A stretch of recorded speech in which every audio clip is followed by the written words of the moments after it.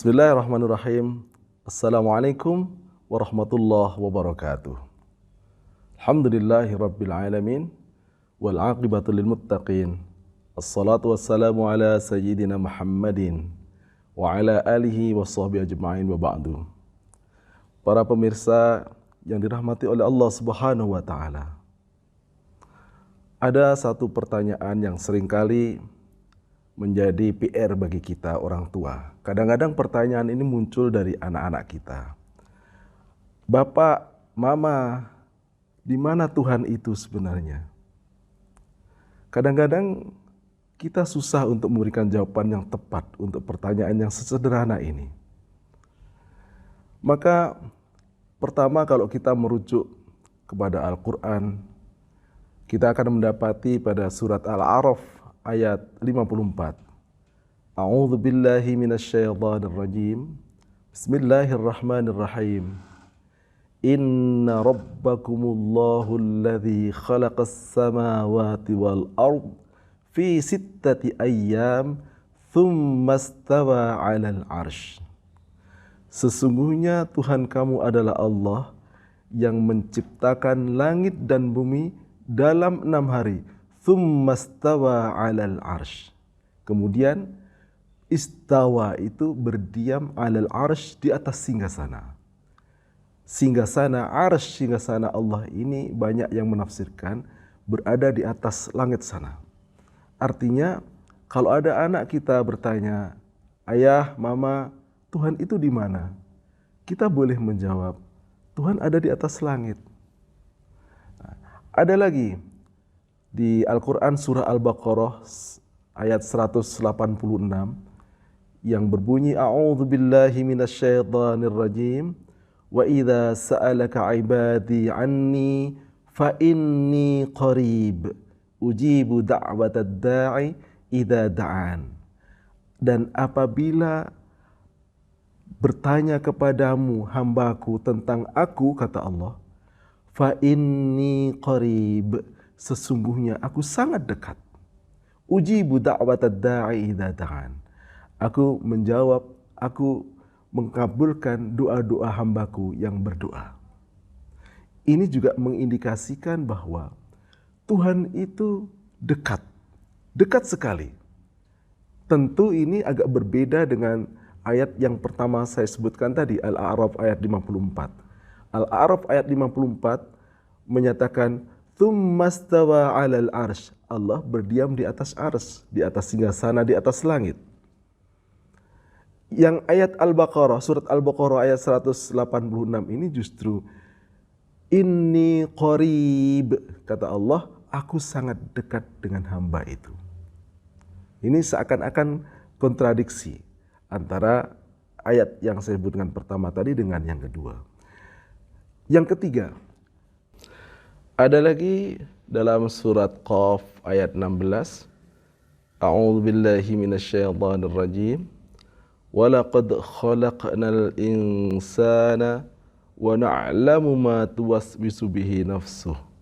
Wa nahnu aqrabu ilaihi min hablil warid. Kata Allah, dan sungguh telah aku ciptakan manusia dan aku tahu apa yang dibisikkan oleh dirinya. Wa nahnu aqrabu ilaihi min hablil warid, kata Allah.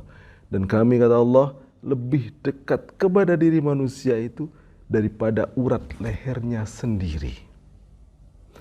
Ayat ini dan ayat sebelumnya tadi yang saya bacakan itu mengindikasikan bahwa Allah itu sangat dekat dengan diri kita.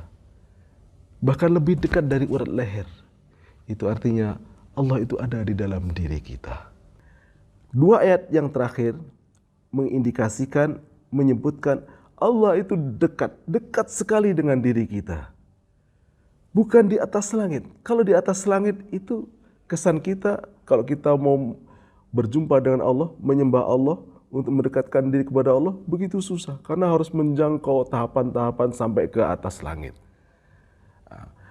Di ayat lain menegaskan Allah itu sangat dekat.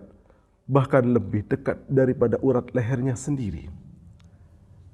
Artinya bahwa kalau ada pertanyaan di mana Allah, maka kita tentu menggunakan ayat-ayat yang saya bacakan tadi sesuai dengan konteksnya.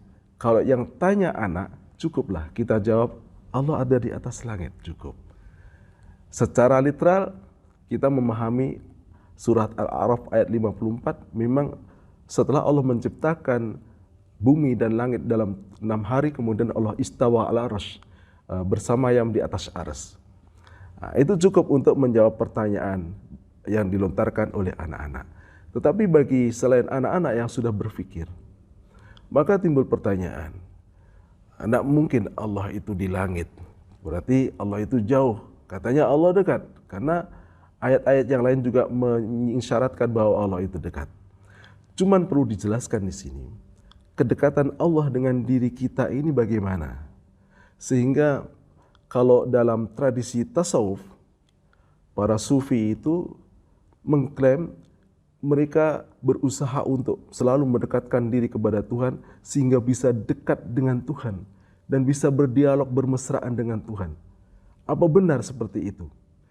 Nah, kalau merujuk kepada dua ayat yang terakhir tadi, maka klaim sufisme tentang bahwa seseorang itu dekat dengan Tuhan, Tuhan itu dekat dengan hamba, betul. Qarib, sangat dekat dengan hamba. Nah, kedekatan itu kemudian kita bisa memahami dari satu hadis qudsi yang menyatakan begini. Banaitu, kata Allah dalam hadis qudsi, banaitu fi jawfi ibni Adam qasran. Kata Allah, aku membangun sebuah istana di dalam diri anak Adam itu. Wal qasru fil qasri sadran, dan aku membangun sadran itu adalah dada. Kata Allah, wa fil qasri sadran, dan aku bangun di dalam istana itu dada. Wa fis sadri qalban, dan di dalam dada itu qalban itu hati. Wa fil qalbi fuadan, di dalam qalb itu ada fuad. Wa fil fuadi syaghafan, dan di dalam fuad itu ada syaghaf. Wa fis syaghafi lubban, dan di dalam syaghaf itu lub. Wa fil lubbi sirran, di dalam lub itu ada sir, rahasia. Wa fis sirri ana, dan di dalam rahasia itu ana. Ana itu adalah Allah. Karena ini adalah hadis qudsi. Hadis qudsi itu adalah firman Allah yang disampaikan oleh Kanjeng Nabi Muhammad SAW dan dinyatakan bahwa itu adalah hadis qudsi. Hadis qudsi ini sekali lagi menyatakan bahwa Allah menciptakan satu istana di dalam diri manusia. Di dalam istana itu ada dada. Di dalam dada itu ada qalb, hati, qalbu. Di dalam qalb itu ada fuad. Jadi kita sering mendengar istilah hati, juga sering mendengar istilah fuad. Apa sih bedanya antara qalb, hati dengan fuad itu? Qalb itu kalau kita melihat susunan strukturnya di dalam diri kita ini, yang paling luar itu sadar dada, di dalam lapisan dada itu kemudian ada qalbu itu. Jadi qalbu itu masih di lapisan luar, karena dia sifatnya masih sumyal qalbu litaqallubihi. Dia masih berbolak-balik. Dia tidak bisa konsisten, kadang berubah, kadang senang, kadang sedih, kadang dia bilang cinta, kadang benci. Itu perasaan yang ada di dalam qalb. Lebih masuk lagi ke dalam, ada yang namanya fuad. Fuad itu orang kata hati sanubari. Hati sanubari. Jadi dia lebih dalam daripada qalbu. Dia sudah konsisten. Kalau dia bilang A, A. Nah, kesetiaan itu ada di fuad itu. Di dalam fuad kemudian ada yang namanya syaghaf. Syaghaf itu rasa sayang. Ya. Di dalam rasa sayang itu ada yang namanya lub. Lub dalam bahasa Indonesianya sering kita mendengar lubuk hati.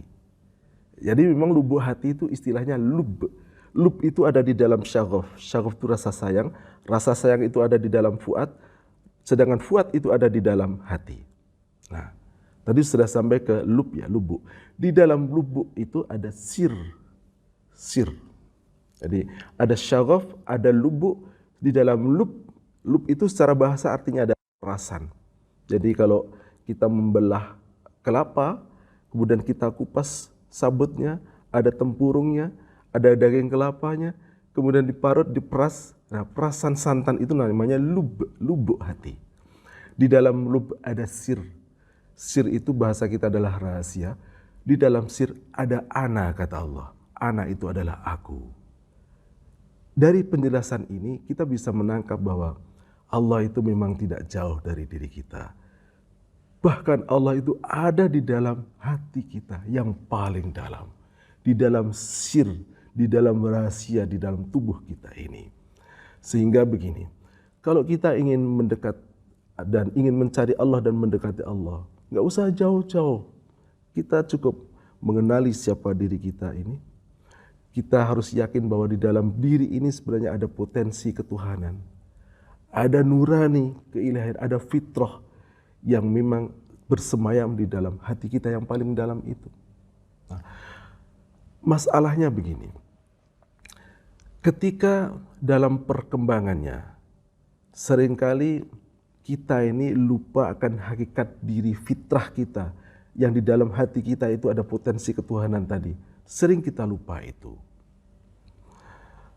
Sehingga potensi fitrah, potensi ana dalam tanda kutip dalam diri kita yang mestinya selalu kita ejawantahkan dalam perilaku kehidupan sehari-hari, seperti sifat-sifat yang dimiliki oleh Allah itu sendiri, seringkali itu tidak bisa terejawantahkan di dalam perilaku kita. Itu kenapa? Karena hati kita tertutup. Jadi potensi ketuhanan yang ada dalam diri itu tidak bisa memancar keluar menjadi kata-kata yang bijak. Tidak bisa terkeluar menjadi perbuatan yang menyenangkan bagi sesama. Gara-gara karena hati tertutup, terhalang.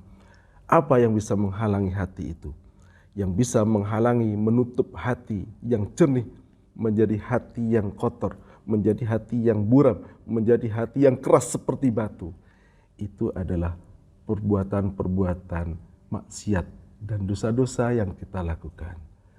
Semakin banyak maksiat yang kita lakukan, semakin banyak rona-rona hitam itu yang menempel di dalam hati. Kalau kita tidak membersihkan, semakin hari akan semakin banyak rona-rona itu dan akan menjadi kerak, lama-lama akan mengeras menjadi batu. Itulah hati yang membatu. Hati yang membatu itu yang tidak bisa menerima nasihat. Dia tidak bisa membedakan mana yang benar dan mana yang salah. Hati yang membatu itu orang yang keras kepala. Orang yang keras kepala itu identik dengan orang yang tidak punya hati. Orang yang tidak punya hati itu orang yang lupa bahwa di dalam dirinya itu sebenarnya ada potensi ketuhanan. Sehingga kalau kita ingin menjadi manusia yang betul-betul membawa rahmat lil alamin, seperti misi Rasulullah sallallahu alaihi wasallam, innama bu'istu liutammima makarimal akhlak. Kita hidup di alam ini dengan mengemban akhlak yang mulia sehingga membahagiakan dan menyenangkan seluruh alam.